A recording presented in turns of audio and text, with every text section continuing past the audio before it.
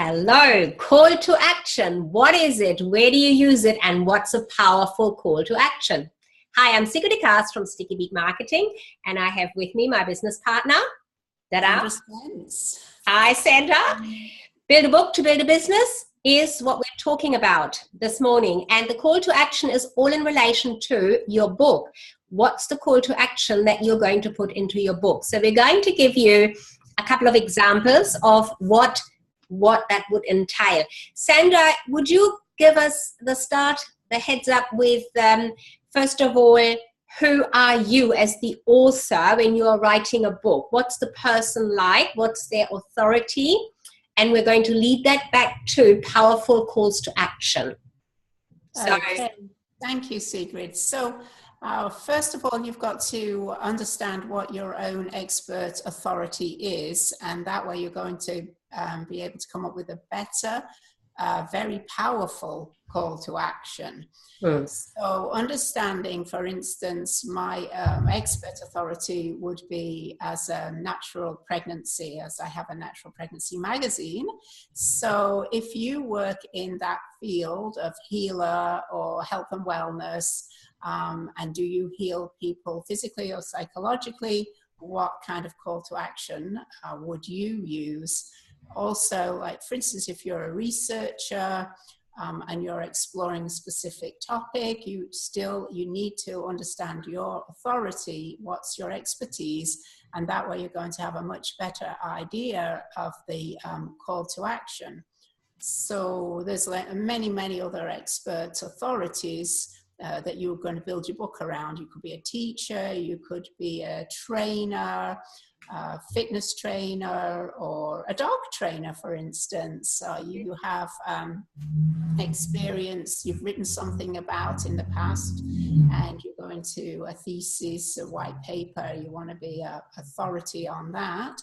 So you're going to put in your special calls to action. And we're going to give you some examples, call to action examples, a little later as well.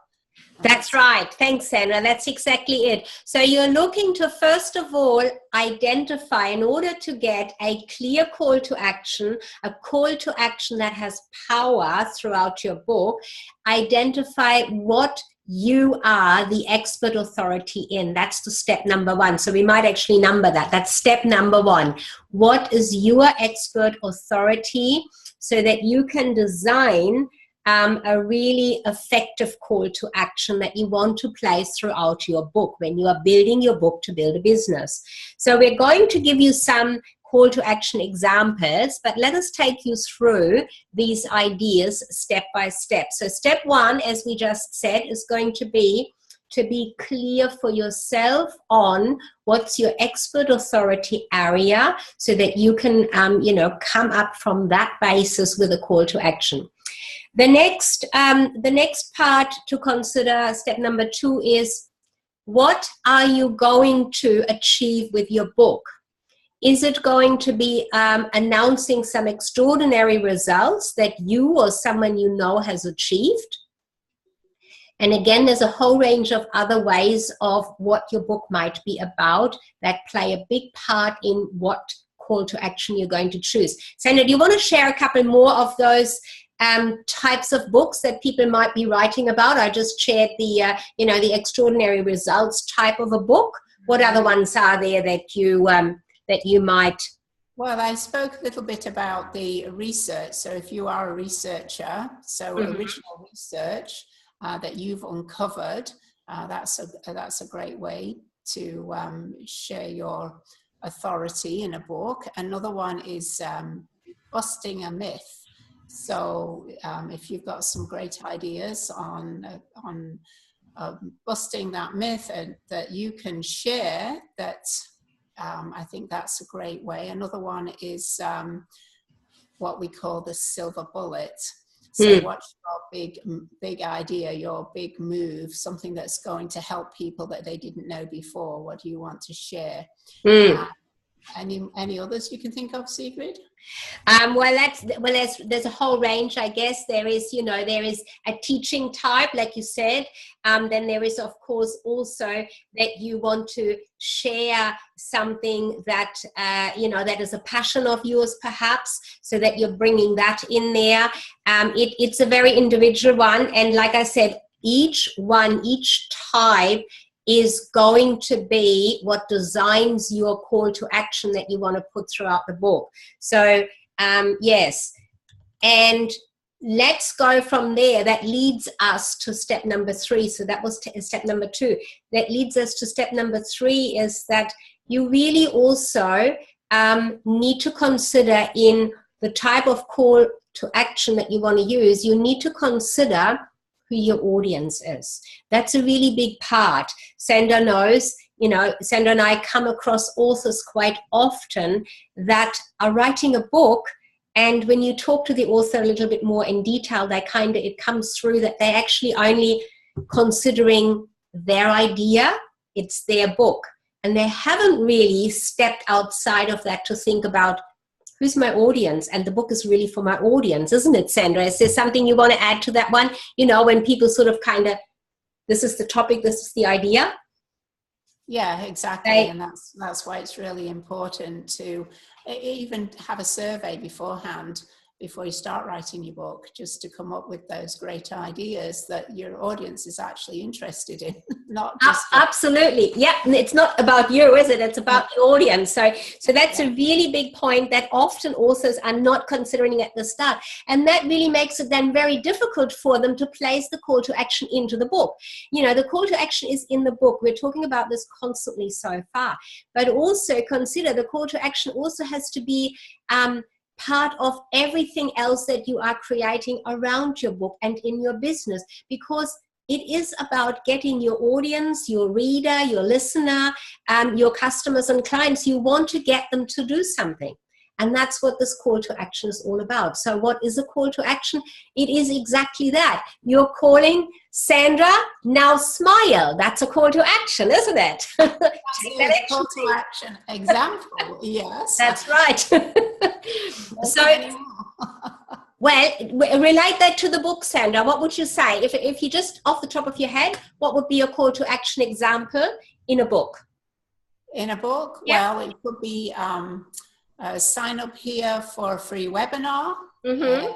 You could have a page in there, as we do in our book, sign up for our workshop, but join our Facebook group, right? Yeah, absolutely. Absolutely. So those are examples.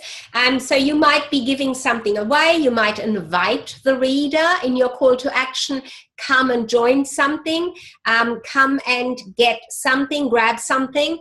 It might also be, here's more information, that we have for you. Here's a report, here's a white paper. So calls to action, you want to make them very specific in your book, in all your materials, specifically in your book. And hence the topic of our book, Build a Book to Build a Business. It goes hand in hand. It's all about book and business together, using the book as a powerful marketing tool. Therefore, you need a powerful call to action. So we've given you a couple of examples of what call to action is. So let's have a quick look at the audience again. Who's the audience for your book? Who's going to be the readers? Who will read it? So be clear on that and create a list of what they like and what their biggest issues are that you can address as the authority, as the expert authority.